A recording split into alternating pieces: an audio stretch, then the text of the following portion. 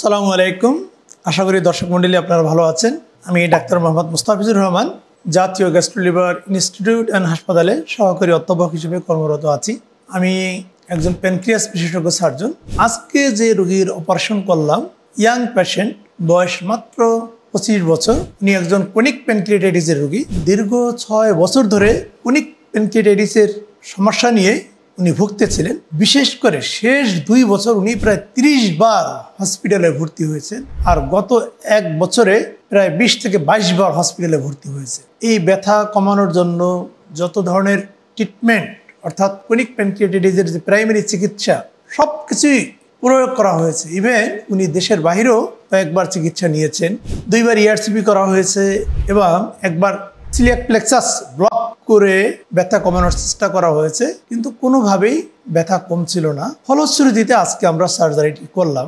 অনেক প্যানক্রিয়াটাইটিস হলে আপনারা জানেন যে পেটের উপরিভাগে অনেক সময় ডানে বা বামে প্রচণ্ড ব্যথা হয় এবং ব্যথাটা পিঠের দিকে যায়, রোগীর ওজন কমতে থাকে, একটা পর্যায়ে গিয়ে রোগীর ডায়াবেটিস হয়। বিশেষ করে প্যানক্রিয়াসের নালীটা মোটা হতে থাকে।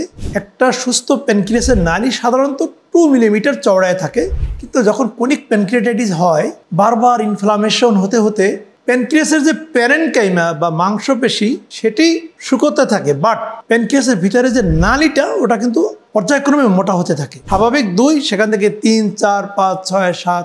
আমরা সাধারণত অপারেশন তখনই করি যখন ক্রনিক প্যানক্রিয়াটাইটিসের রোগীর ব্যথা কোনোভাবেই কমে না এবং প্যানক্রিয়াসের এই নালী 6 মিলিমিটার বা তার বেশি হয়। কিন্তু এই রোগীর যে সমস্যা সেটি হলো ওনার প্যানক্রিয়াসের নালী একটা সুস্থ স্বাভাবিক প্যানক্রিয়াসের নালীর মতোই, অর্থাৎ 2 to 3 মিলিমিটার।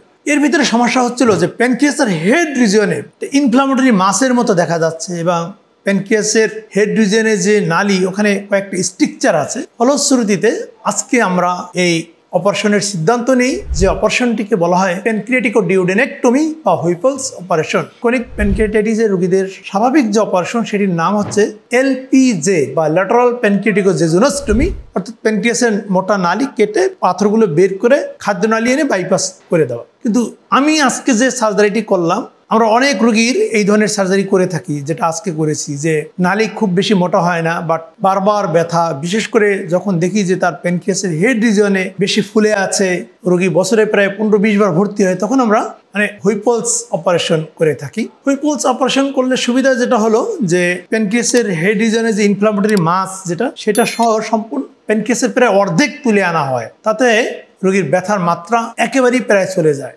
কারণ হলো ক্রনিক প্যানক্রিয়াটাইটিসের ক্ষেত্রে যে পেইন হয়, বলা হয় প্যানক্রিয়াসের হেড রিজিয়ন থেকেই মূলত পেইনটা অরিজিন হয়।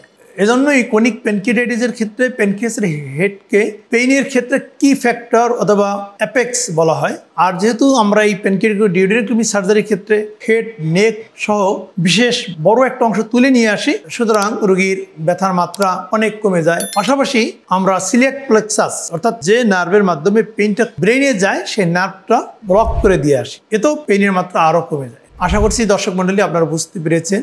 যখন ক্রনিক প্যানক্রিয়াটাইটিস হবে এবং ব্যথার মাত্রা কোনো কিছুতেই না কমবে, অনেক সময় ERCP করা হয়, অ্যানালজেসিক্স দেওয়া হয়, সাপ্লিমেন্টারি দেওয়া হয়, এবং এই অবস্থায় যদি প্যানক্রিয়াসের হেড রিজিয়নে কোনো একটা ইনফ্লামেটরি মাস থাকে এবং প্যানক্রিয়াসের নালী, বিশেষ করে হেড রিজিয়নে যদি স্ট্রাকচার থাকে, সেক্ষেত্রে কিন্তু এই ধরনের অপারেশন, যেটাকে বলে প্যানক্রিয়াটিকোডিউডেনেক্টমি বা হুইপলস সার্জারি করা হয়।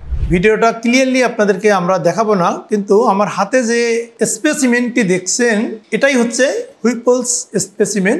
এখানে এই যেটা দেখছেন এটা হচ্ছে প্যানক্রিয়াসের হেড এবং নেক, সাথে পিত্ত নালী এবং ডিউডেনাম এবং জেজুনামের কিছু অংশ। এই অপারেশন একটা চ্যালেঞ্জিং সার্জারি বা অপারেশন। কারণ হলো এই অপারেশনটি করতে প্রায় 6 ঘন্টা সময় লাগে এবং অনেকগুলো বাইপাস, আমরা 4টা বাইপাস করে দিয়েছি। প্যানক্রিয়াসের নালীর সাথে খাদ্যনালীর একটা বাইপাস করেছি, লিভারের সাথে একটা বাইপাস করেছি, পাকস্থলীর সাথে একটা বাইপাস করেছি এবং খাদ্যনালীর সাথে খাদ্যনালীর আরও একটা বাইপাস করে দিয়েছি, অর্থাৎ 4টা বাইপাস। আর যদি ট্রেডিশনাল যে সার্জারিটি করা হয় সেক্ষেত্রে মাত্র 2টা বাইপাস, ক্ষেত্র বিশেষে একটা বাইপাস করলে হয়। বুঝতেই পেরেছেন, এটি অত্যন্ত চ্যালেঞ্জিং একটি সার্জারি, কিন্তু ক্ষেত্র বিশেষে আমাদেরকে এই চ্যালেঞ্জটা নিতেই হয়। ভালো থাকুন, আল্লাহ হাফেজ।